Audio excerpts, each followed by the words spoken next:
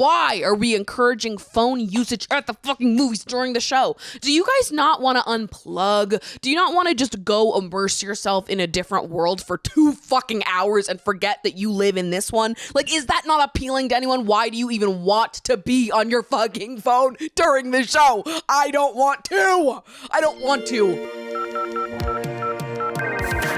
Dude, where are you? Pick up your phone. I'm going to a summer party tonight, and you're obviously invited, so call me back. Okay, I love you. Bye.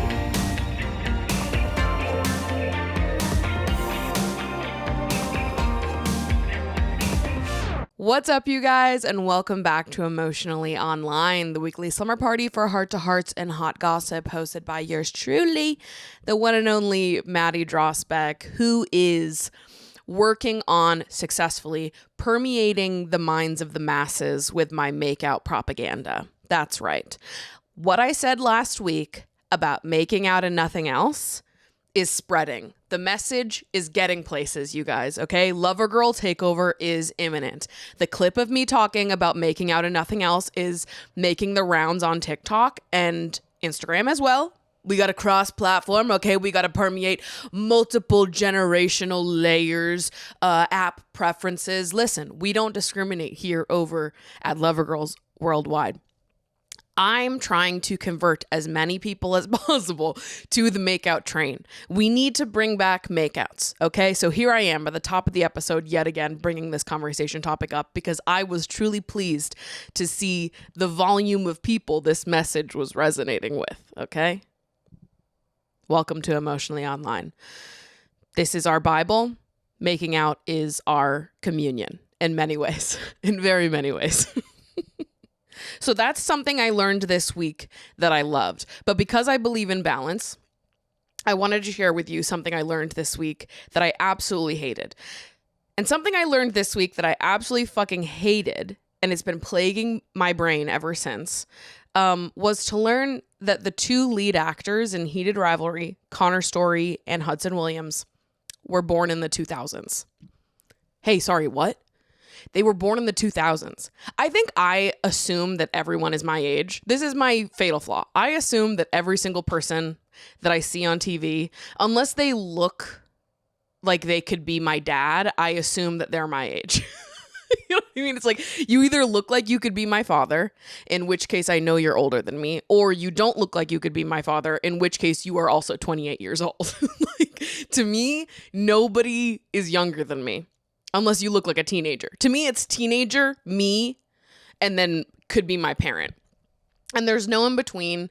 So I was gobsmacked to learn that these 2 beautiful men were born in the 2000s.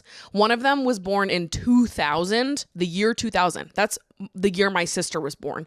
And the other one, let me fact check myself here. Connor Story was born in 2000, and Hudson Williams was born in 2001. Does that not upset anyone else? That upsets me. I don't know that I have often had a moment where I've loved a celebrity or been really attracted to a celebrity and then learned they were younger than me. Like, it makes me feel weird. I can't explain it. I'm like, what do you mean you weren't born in the 90s? What do you mean you were born in the 2000s? What the hell? Hey, what the hell? I just don't know that anybody should be born after 1999. You know, I think that everybody should be born in the 90s, preferably 1997, because then you're exactly my age, and that just means that all of my assumptions are correct. And I love being right. So, you know what? If you were born in 1997, thank God. If you weren't born in 1997, lie. Start lying. Say you were born in the 90s. Because what do you mean these beautiful actors that I really enjoyed watching on my television were born in the 2000s? That makes me feel like I need to be on a list. You know what I mean? Like, I understand that these men are fully grown men. It's 2026. But still, it feels weird, does it not? I don't know. It feels weird to me. The passage of time.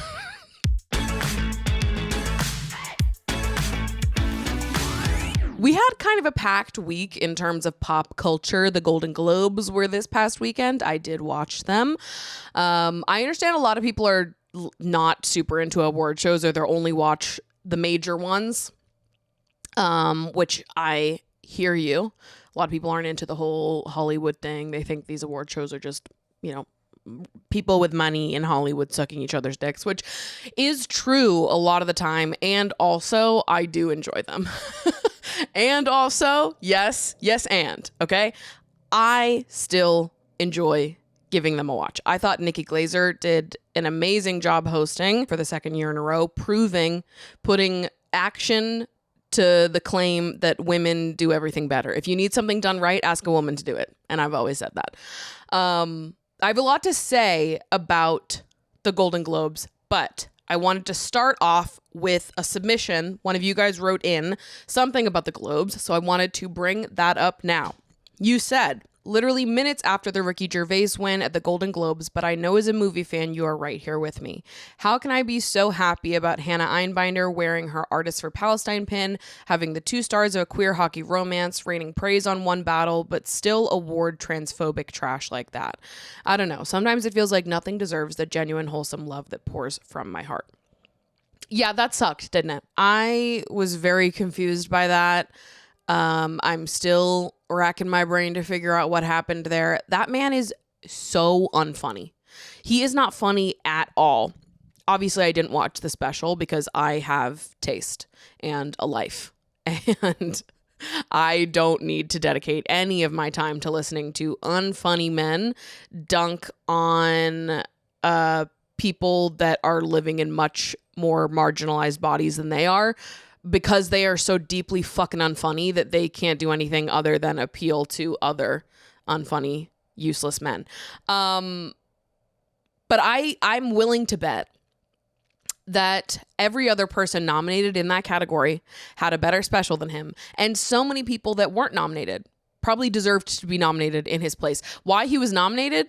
Don't know. Why he won? Also don't know. The only thing that made that moment better for me as a viewer was how Wanda Sykes treated announcing the category, and the fact that he wasn't there to receive the award. So she made sure to add in a little something about accepting the award on behalf of the trans community. That made it a little bit better for me, but still, it's ridiculous that we are awarding losers. And this is why I think that bullying is okay sometimes. Sometimes we should bring back bullying. Sometimes we should make people feel badly about the things that they do.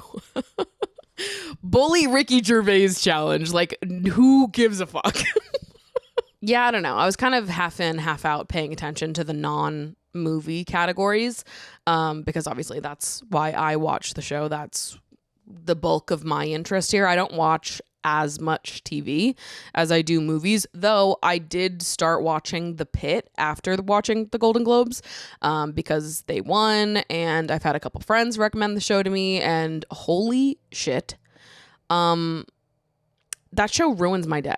Like, it actually makes me so upset. I think I've cried like 17 times. I've watched like 8 episodes in the last 48 hours.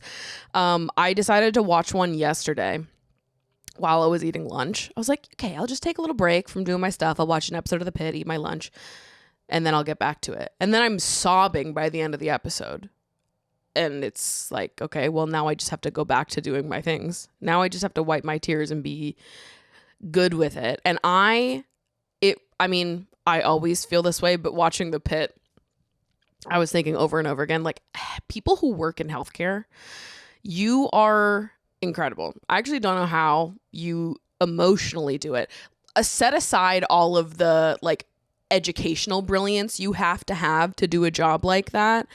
The emotional stamina you must have to work in an emergency room, in an emergency setting in general like that, I actually can't fathom it.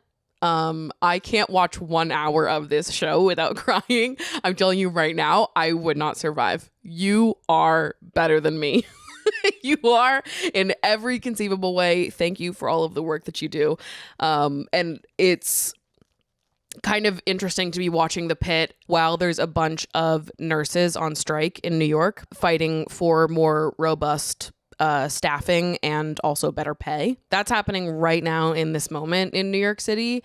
And to watch the pit and to see it win on a stage like the Golden Globes, it's hard not to feel riled up about it even more. Like, these people, give them anything they want.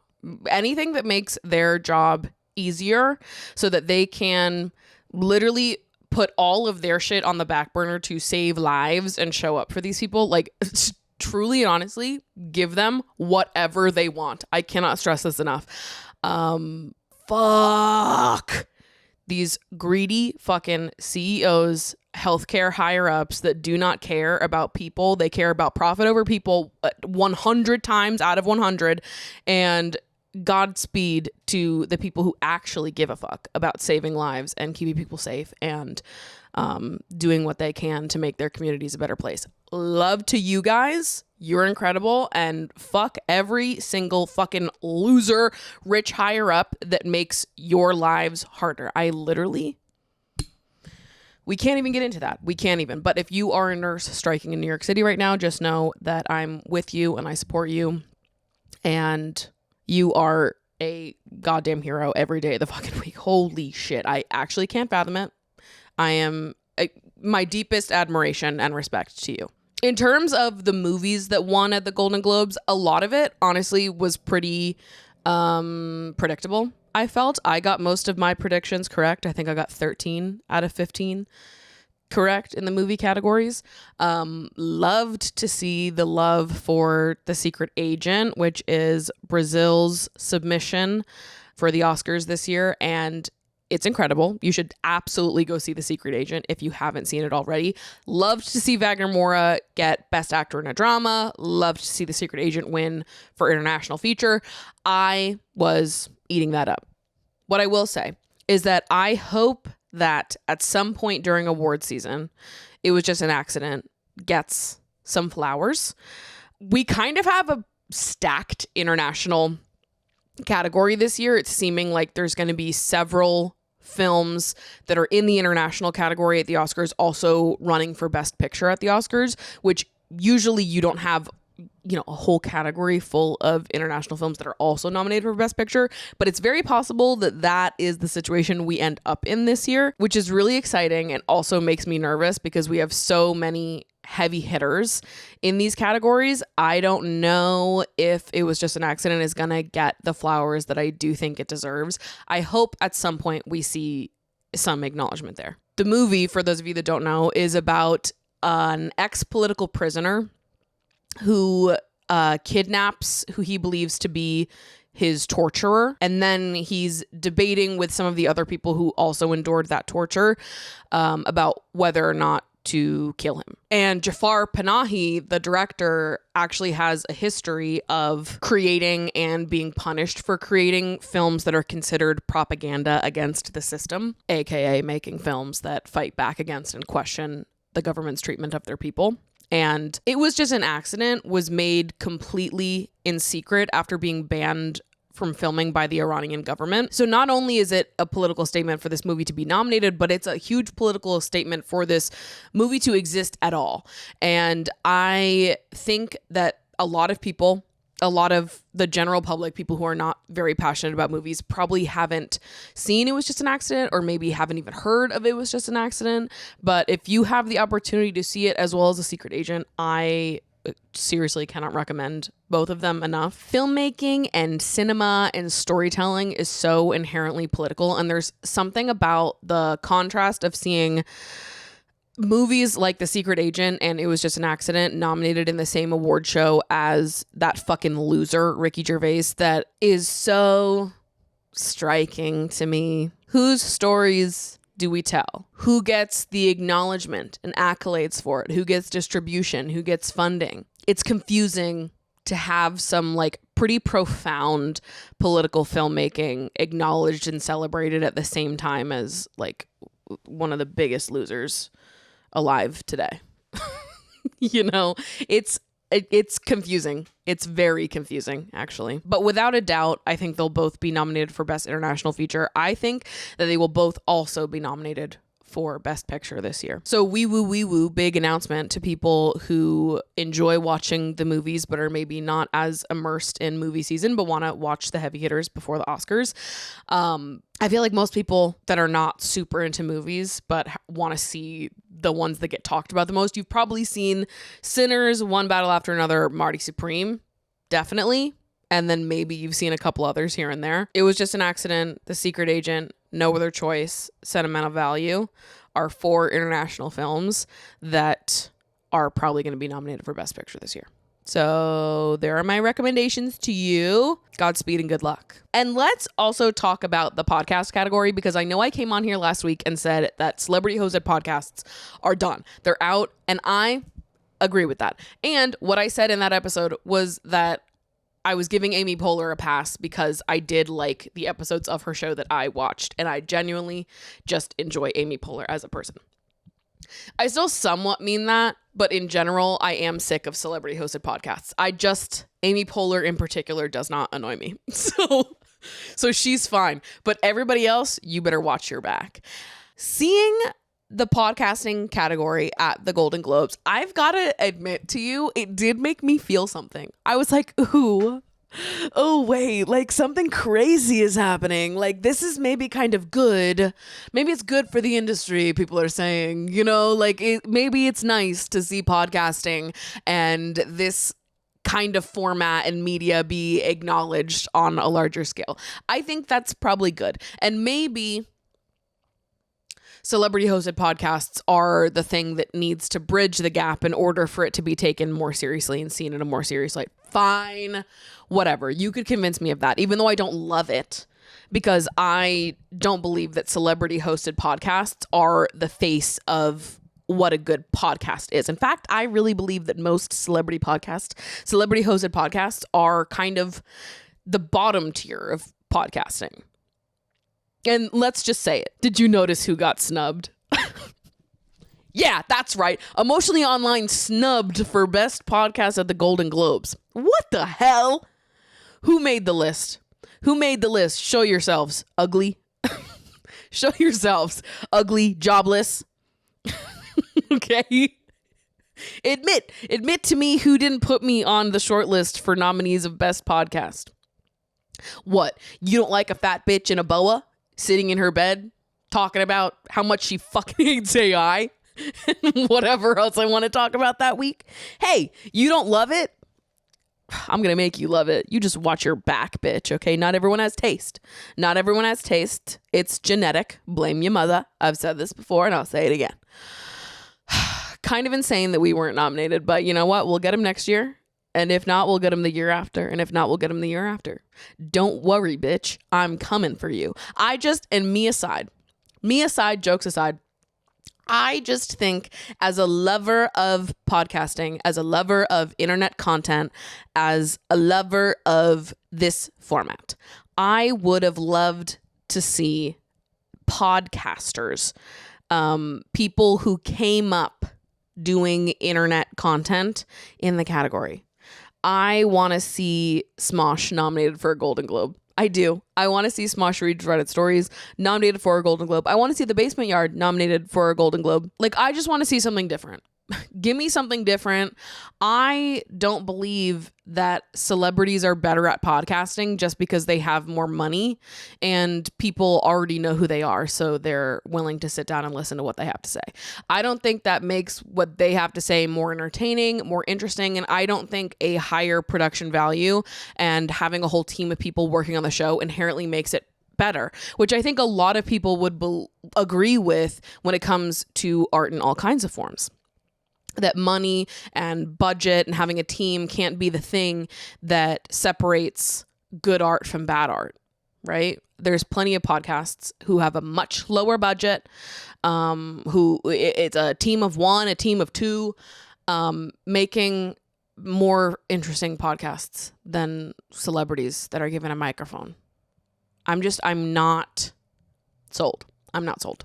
So that's my take on that, but fine. You can convince me that it's good for the industry to see this category exists at all and that we need to nominate celebrity hosted podcasts in order to make that happen. Fine.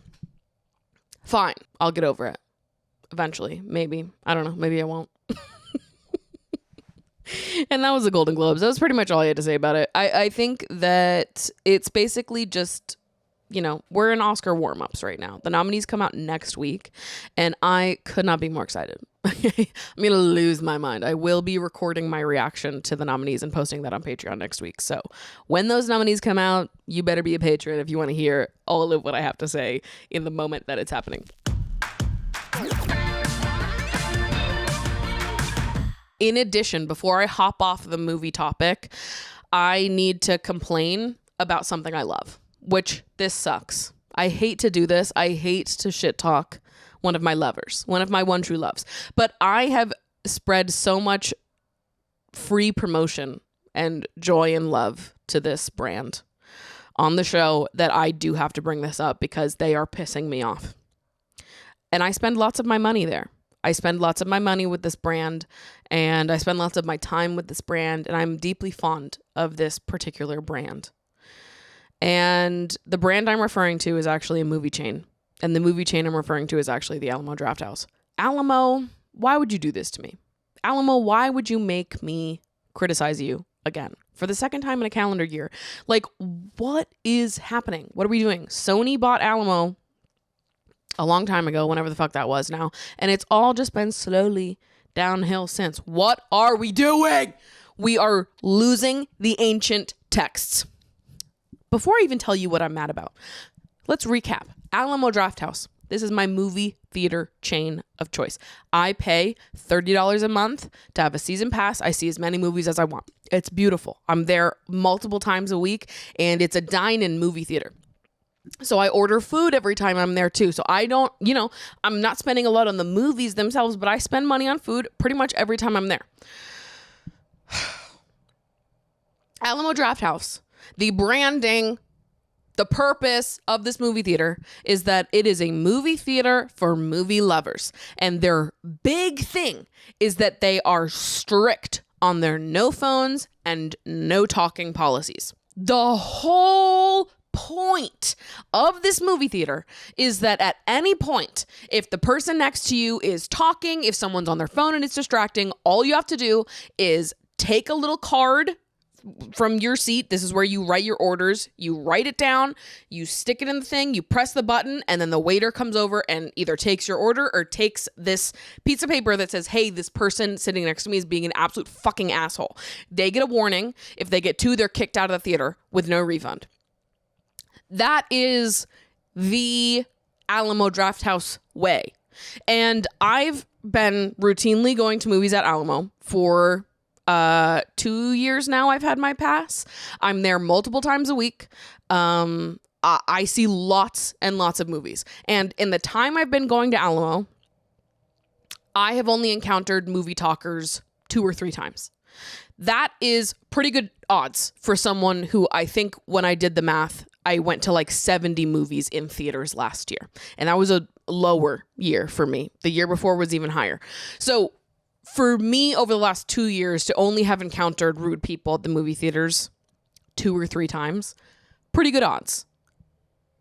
For the most part, people understand what the vibe is when they're going to an Alamo Drafthouse. If you want to be an asshole, go do that at a Regal. I don't know what to say.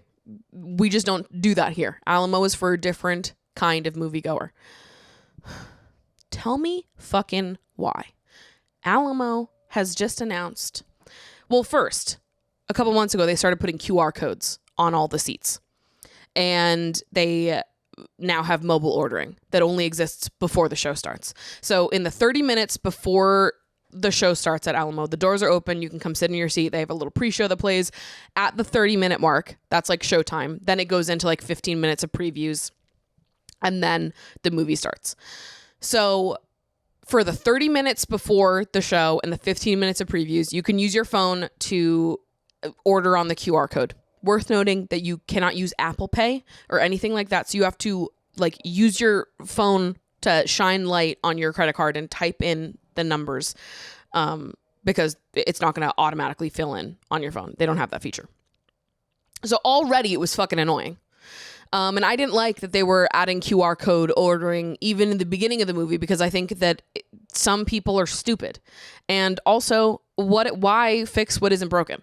Having wait staff come around and take your order works perfectly fine. I'm fine with doing that. I don't need to use a fucking QR code to do it. Why? Why would I do that? But recently, they've started announcing that QR code ordering will now become the primary way at Alamo throughout the whole movie. Not just at the beginning, before the movie starts, but now we are going to be exclusively forced to order on our fucking phones throughout the whole movie. And so Sony, I have a question for you. How the fuck are you going to police that?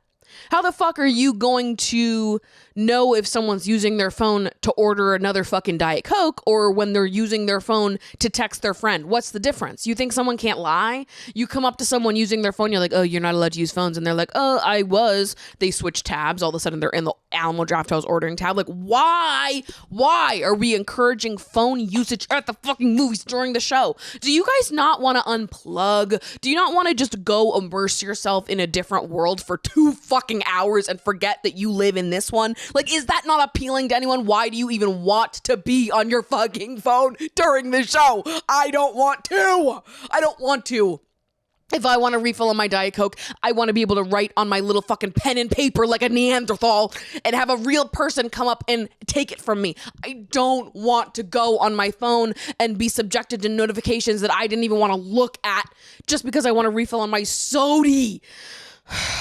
It actually makes me so mad because this choice makes no sense. It's against every branding choice that Alamo has ever made. Sony bought Alamo last year or the year before, whenever the fuck it was, and they have just done everything in their power to run the brand into the fucking ground. I hate you. I do. I fucking hate you. And they're doing all of this absolutely to fire people and to cut costs with wait staff. That is fucking ridiculous. I am so sick of it. I'm so sick of it. And this is like, I could segue into a rant about AI right now as well, because when people are like, so what's so bad? What's so bad about normalizing AI? What the fuck do you mean? What's so bad about normalizing AI for these like, for non-creative things, for just like tasks? Because we should care about the people who are going to lose their livelihoods to this shit. I fucking can't. You guys piss me off. You do. And by you guys, I mean Sony. By you guys, I mean Sony and AI apologists. You make me fucking mad. Do you understand whose side you're on? Do you understand who you are rallying for and who you're rallying against? It's fucking ridiculous. So Sony, if you're listening to this, Alamo Drafthouse, higher ups, if you're listening to this, it makes no fucking sense to make phones encouraged to use during the movie. If you want to add QR code ordering in the, the previews in the pre-show, fine. I still am rolling my eyes, but fine. During the show is unbelievable and will tank the reputation that you have built the Alamo Drafthouse to be. What's the point? What is the point?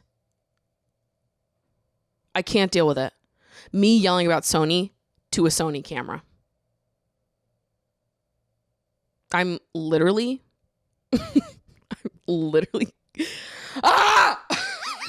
It is pissing me and my girls off. Me and my girls are raging out about this on a daily basis. You don't understand. It is impacting the slumber party vibes.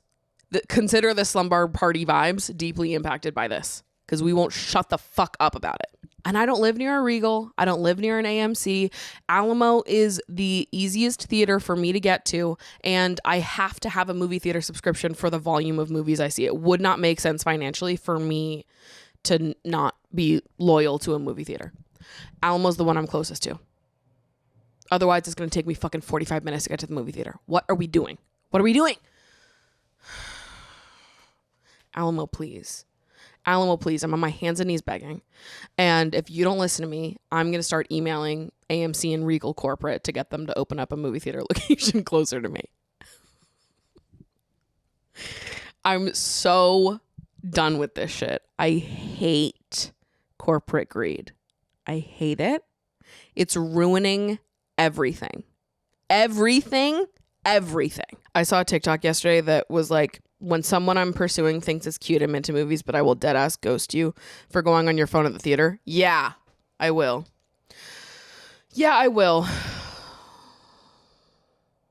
I'm mad now. I need to meditate before I go into our next segment. Be right back.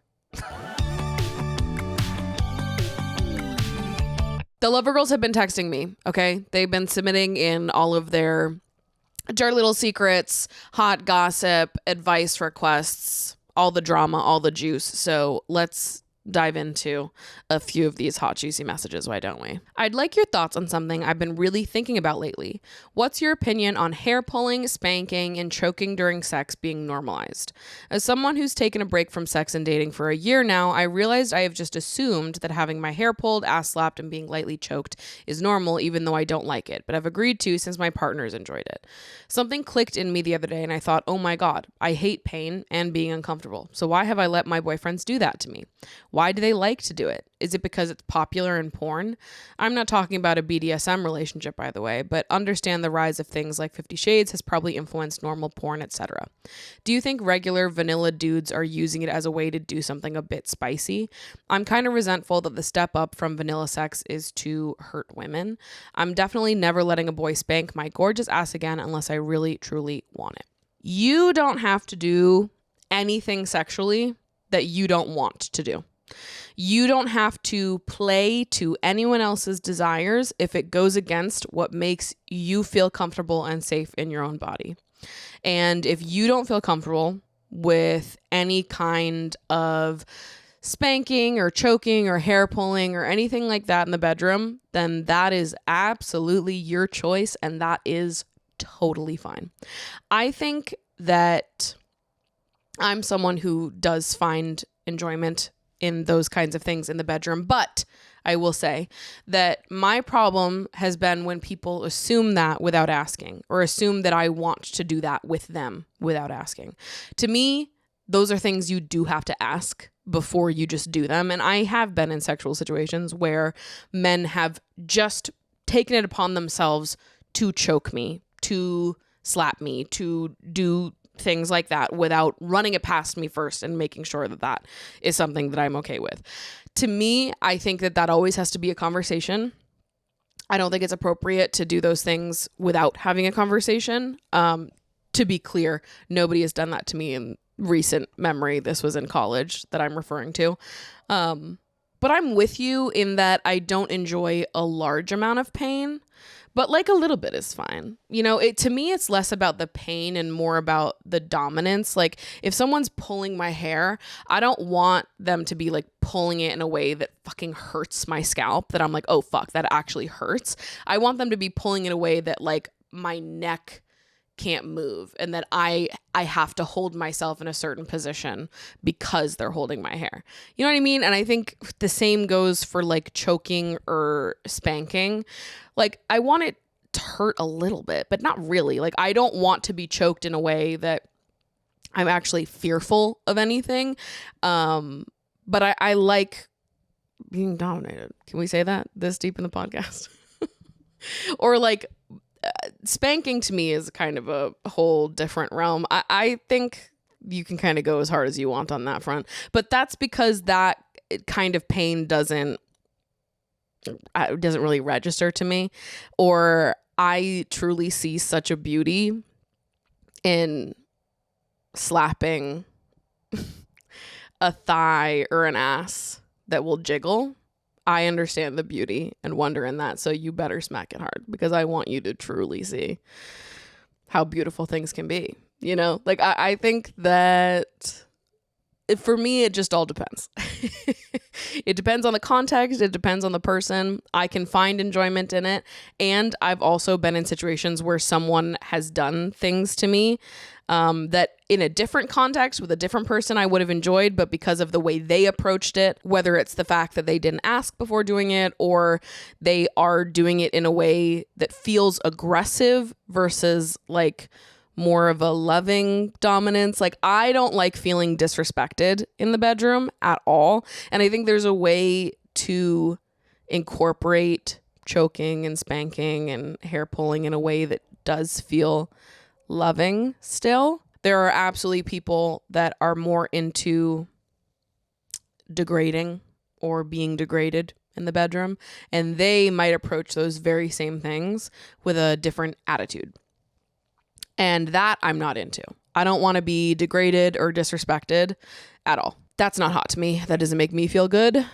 I can find pleasure in a little bit of pain and being, pulled around. I have harnesses. I like those. That's fun to me. Like, I like dominance when it is rooted in like deep admiration and love, and it's almost like cuteness aggression more than it is trying to actually degrade someone or make them feel like an object for your pleasure and nothing else. But some people do like that. And that's also fine if that's your thing. I'm not here to psychoanalyze anybody's kinks or walk into anybody's bedroom that I wasn't invited into. But I will say that you don't have to explain yourself.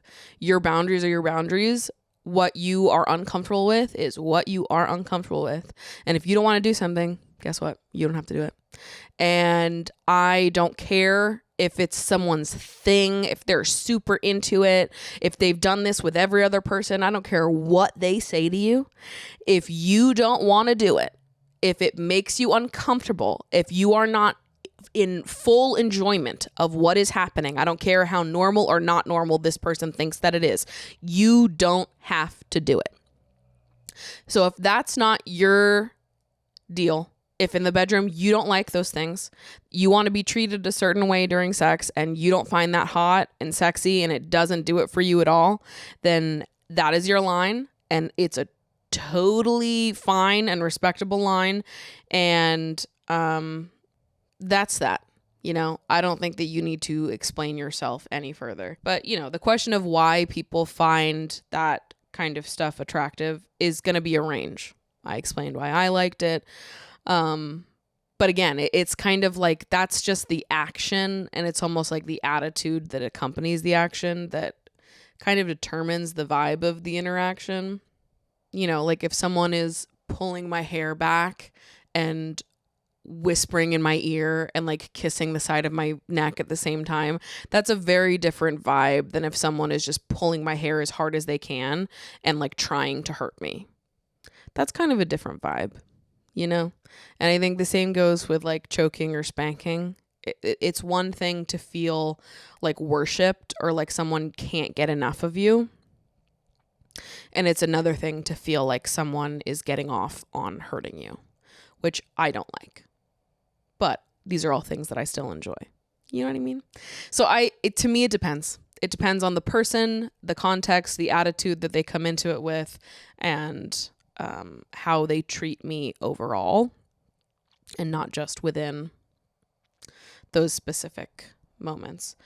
So yeah, kind of a long-winded, all over the place answer. I think it massively depends. But it actually doesn't matter, because if you are uncomfortable with something, you don't have to do it, point blank, period. Thoughts on nipple piercings. I think they would look so good on you, especially because I know you love using nipples as an accessory. Okay, love that you believe in me like this. And also, I don't think that this is true. But I'll tell you why I don't think this is true. When I was in college, I debated getting nipple piercings. And at the time, it was for the same reason you said. I love nipples. I think they're the greatest built-in accessory. And I have great boobs. So why wouldn't I want to bling them out a little bit, give them a little pizzazz, a little sparkle? Like, what's not to like? Let's add the cherry on top. But I don't know that nipple piercings work when you have big boobs. We got the whole shebang going on here. I don't have these tiny little nipples where the rod would just go through it and it's like, oh, there it is. Like, it would have to be kind of a big rod. But I don't think anatomically that it would go over that well. I think that it's just a little too meaty and I think it's too much. I think it's too much for that. And I also got kind of spooked out of getting nipple piercings in college because I had a friend who she had boobs that were very similar in size and shape to mine. Her nipples and areolas looked very similar to mine. And shortly after she got hers done, she was having issues where her boob was basically like just taking over the piercing and it was like sinking into her boob because her nipple was big. And so the piercing wants to be small, but the nipple itself and the areola itself is big and it's like the tissue's pushing out. So her piercing was getting swallowed by her boob. And I just remember she was over my apartment one day and she was freaking out about it. And she was asking me to help her. So we went into the bathroom and I've got my hand on her boob as I'm trying to like unscrew part of the piercing to get it out because it was literally like sucked inside her boob. And I couldn't even help her. I tried my hardest. I was like, sister queen, let's get in that bathroom and I will get into it. Like, you are my girl. We are friends. I will do whatever it takes. So there I was trying to get this nipple ring unscrewed out of my friend's nipple. And it was just being totally swallowed up. She ended up getting rid of them. But at that point, when I saw that, because that in my brain is what would happen to me. That's what I thought would happen. And then when I saw it happen to someone else whose boobs look very similar to mine, I was like, 100% that's what would happen to me. I just don't think it doesn't make anatomical sense to me. I just think that my nipples are not suited for a piercing. Also, my nipples point down. So I imagine that would maybe be more irritating. I don't know. And also the idea of losing feeling in my nipples brings me great sadness. Like, I know that sometimes that happens. Some people don't have that experience. Other people do. I don't want to lose feeling in my nipples. I appreciate having feeling in my nipples. I do. I really love that. And I would like to continue having that. So I'm not going to do that. But I do love that you believe in me like that. Maddie, I want to hear more about your anti-AI take. Here's mine. For as long as we've been inventing things, people have been warning of the negatives of such things. They are, of course, right. Everything new tends to come with some downside, and I think most people can agree that using AI to generate art is terrible. But new inventions come with their benefits, too. Why is it bad to ask AI to show me a margarita recipe so that I don't have to scroll through an ad-riddled, backstory-filled website page? Or why is it bad to ask AI to find me a list of books on a certain topic? Yes, you inevitably miss details, but no less than you would by opening individual websites looking for answers. While I can understand some aspects of being anti-AI, wanting to preserve the human aspect of art, trying to reduce environmental strain, etc., I find that many of its downsides can also be found in general internet usage, decreased critical thinking, the ability to engage with long-form media, environmental strain, etc. Sometimes anti-AI sentiments can sound a bit like your parents giving you the back in my age I had to go to the library if I wanted to learn something talk. Yeah, back then we did that, but now we can do this. Long story short, I want to hear your thoughts on why using AI like a more efficient version of Google is worrisome. Okay, let's do it. Let's get into it. The center point of the AI conversation is always people that go back to like efficiency and productivity and how AI helps you be more efficient and more productive and you can just do everything faster. It helps me do all of these things that I had already had a way to do previously, but in a faster way that actively is destroying the planet. What's the downside? Like I'll start this rant by saying that I don't give a fuck about efficiency or productivity. And there is zero world where I value a more efficient solution over a more ethical one. There is no world where I value a quicker, less thoughtful solution over one that requires critical thought and engaging with other humans. I don't think that the critique on AI and this type of advancement can be equated to the like technology as a whole and the shift from like having access to literary materials at a library versus having access to them on the computer.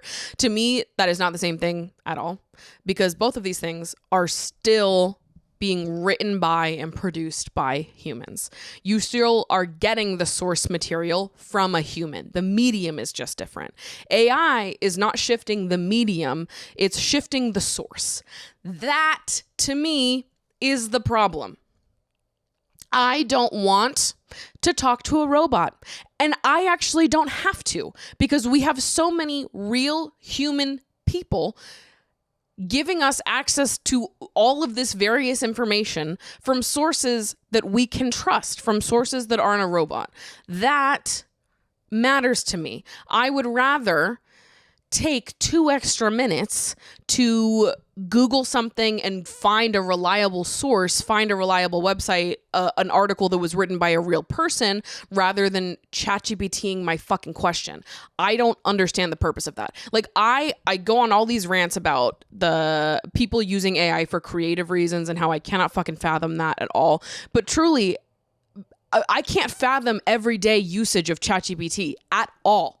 I don't know what I would use it for. What the fuck is it even helpful with? Oh, I need to look up how to make a margarita?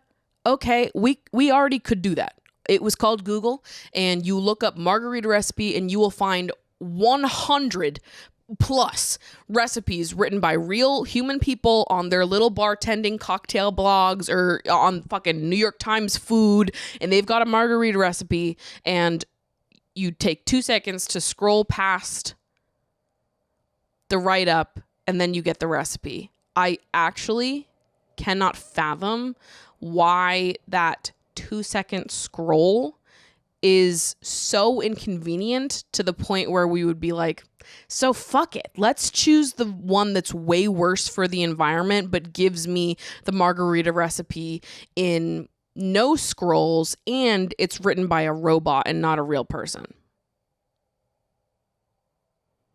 To me, the inconvenience of scrolling past a wall of text before getting the recipe, the reaction to that small inconvenience should absolutely fucking not be that like, oh, ChatGPT is just totally fine then. It's destroying the planet and like just generally doing horrible things. Who cares? Because now I don't have to read this wall of text. What? What are we talking about anymore? But this is like the productivity and efficiency conversation of it all. Like, why is that more significant to people than ethics and like real human touch and interaction? I don't get it. I cannot wrap my brain around it for the fucking life of me. And like, at the end of the day, AI, ChatGPT, they get things wrong all the time. Which is ultimately why I would prefer to look something up myself so that I can check the source. That's what we've always done. You know, the same way that like when your parents go on Facebook and they click on an article that is like on some weird website with 100 ad pop-ups, and you or I look at it and we're like, oh, this is obviously fake.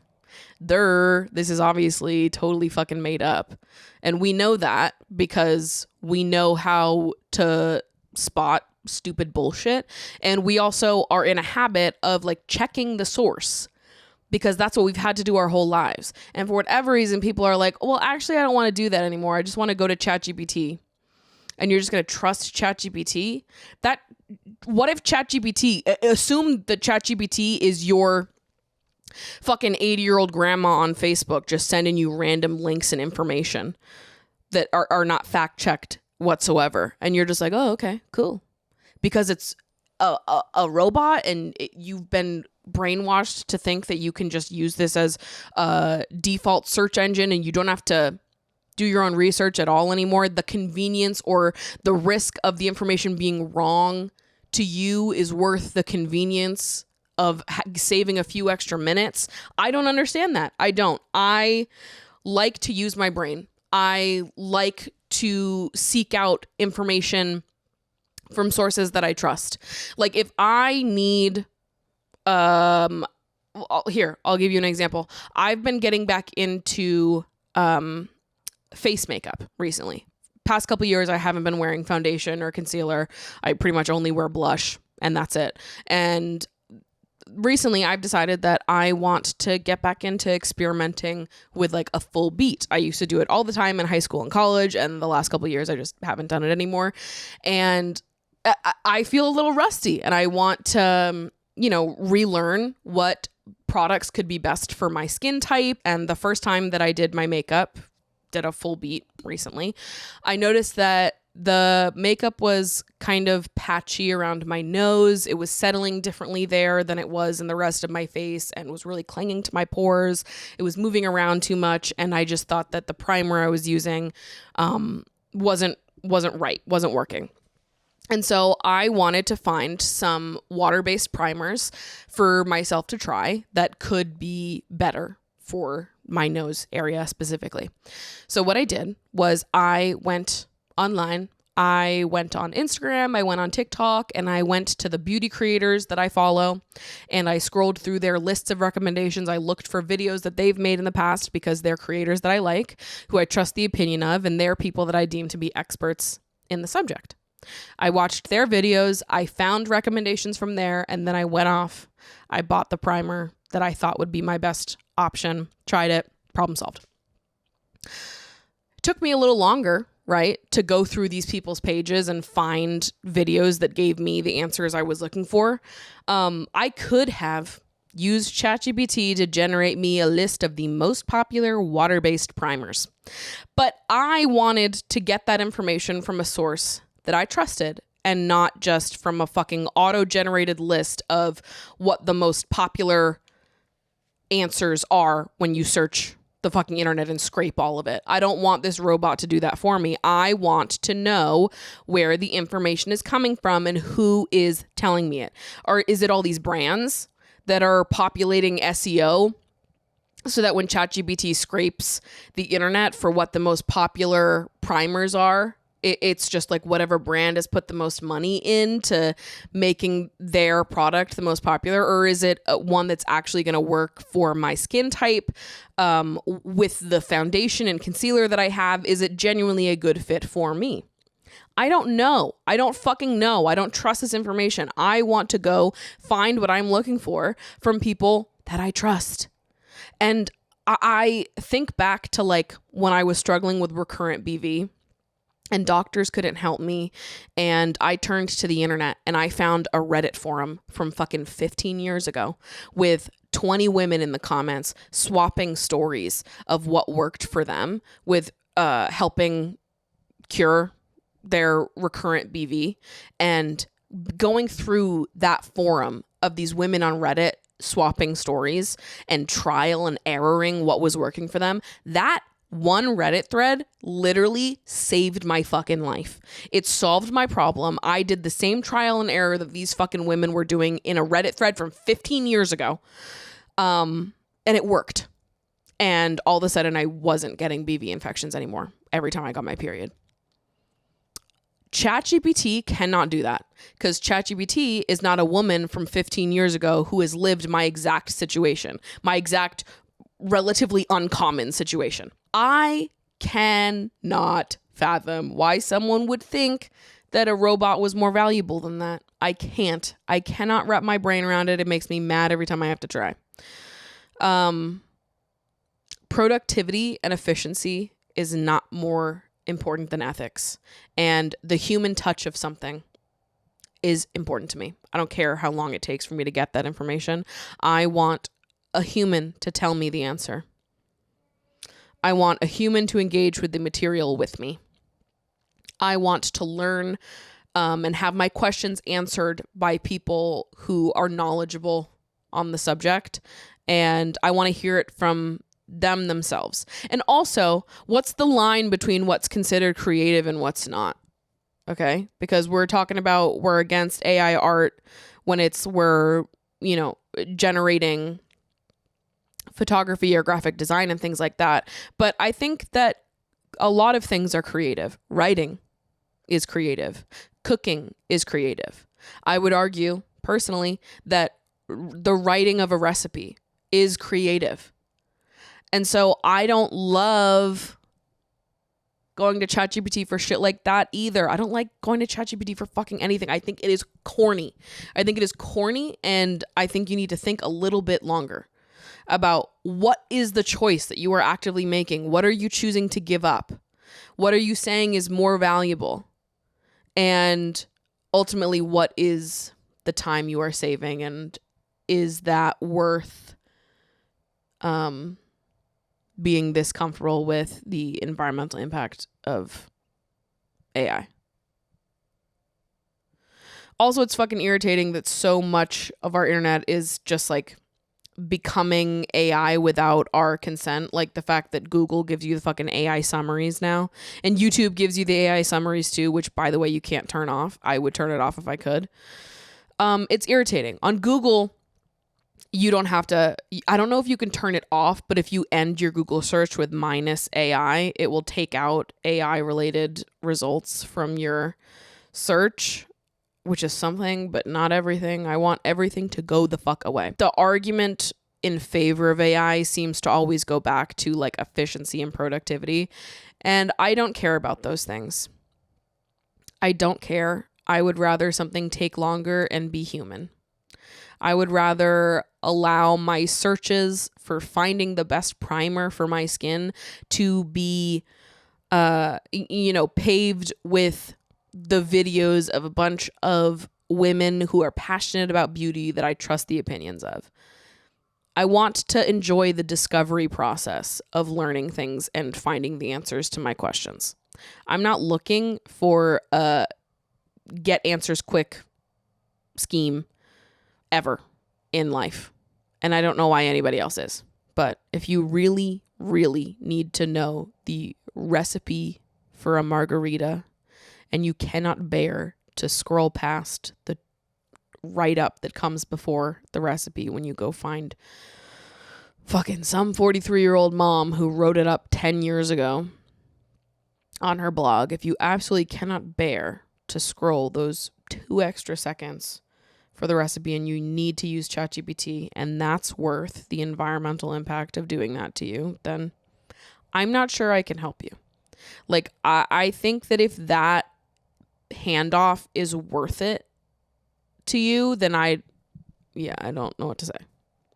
And that's how I feel about it. I don't know. I think sometimes it reaches a point in like the back and forth with pro AI and anti AI or somewhere in the middle where I'm like, if this is cool to you, if that's a sacrifice you're willing to make, if that's a pass off that you think is worthwhile, then I think we just have totally different values. This was kind of an angry episode, wasn't it?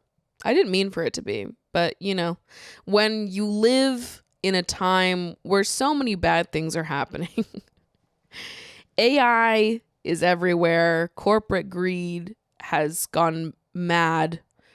We're awarding transphobes for being funny for some godforsaken reason. ICE is routinely kidnapping people and making them disappear. Our president's a fucking moron who is trying to steal land that isn't his, that isn't ours.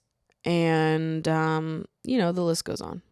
Nurses are on strike because they're not being paid fairly and the staffing is putting strain on them. Like there's a lot to be mad about. So you know what? Let's be mad. Let's be mad today. Thank you for raging with me at the sleepover. You can follow me on Instagram and TikTok at Maddie Drosbeck. I actually recently made a TikTok for the podcast at Emotionally Online Pod. If you'd like to come join us over there. I can't put a link in that bio until I hit 1,000 followers. So I would appreciate you going and following the TikTok so that I can put a link to the show in there. Helps me get the word out. Helps get new people listening to this stuff.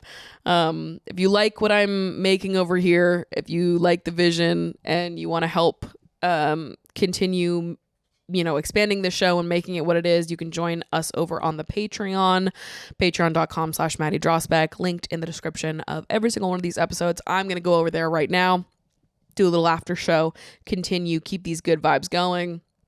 And I'll see you guys next week for episode 2 of the Pumpcast. Love you so much. let's have a good day tomorrow. Rage today, we sleep on it, and we wake up tomorrow and we hit the ground running, okay? I love you so much. I will see you next week. Goodbye.